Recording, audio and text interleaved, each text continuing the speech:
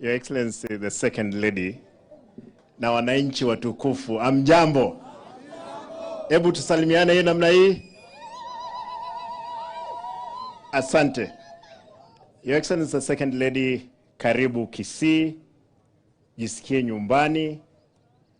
Na kabla sija kukaribisha, wacha nitambue wale ambao wako hapo pamoja tumekuja na wao. Kwanza niko na my deputy, Daktari Robert Monda. Tutafanya haraka kwa sababu tuko na mkutano mwingine kule stadium. Nitataka tu aweke mkono juu ndio twende kule. Huyo ni deputy wangu, mheshimiwa wa hapa, Mheshimiwa Zair Chanda. Mnajua Neema Amba, Mheshimiwa Zair. The women rep, Mama County Doris Donya Toto. The leader of majority in the assembly, Mheshimiwa Moracha. Kuna mtu mwingine nimesahau? Waheshimiwa MCAs, simama tu muonekane tafadhali. Mrefu yuko wapi?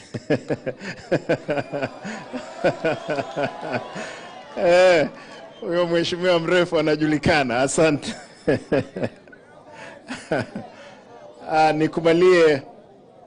Nikubalie nichukue nafasi hii.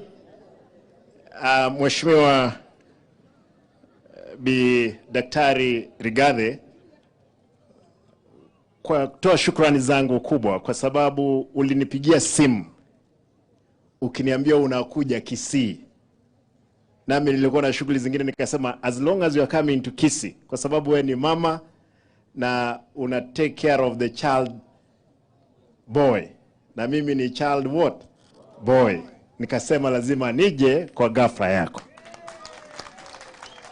Najua ulinipigia wiki ile, kwa hivyo ukaniuliza governor, nataka kuja, tafuta madaktari. Umeona daktari wako, nashukuru kwa sababu ya kuleta madawa kuja kushughulikia watu wangu. Kitu cha pili, kwa sababu ya wakati sitaki kuongea mengi, nitaongea mengine kule kwa stadium. Nataka nikukaribishe hapa.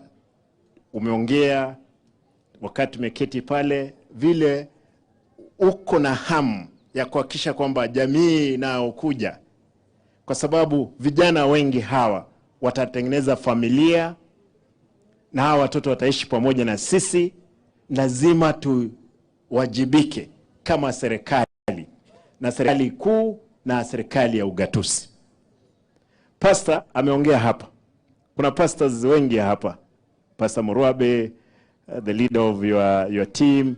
Nataka niwashukuru kwa sababu ya kazi nzuri. Mama, umeona hawa vijana wakiimba hapa. Kabla sijakuwa gavana, nilikuwa na watengenezea sikukuu, wanakula.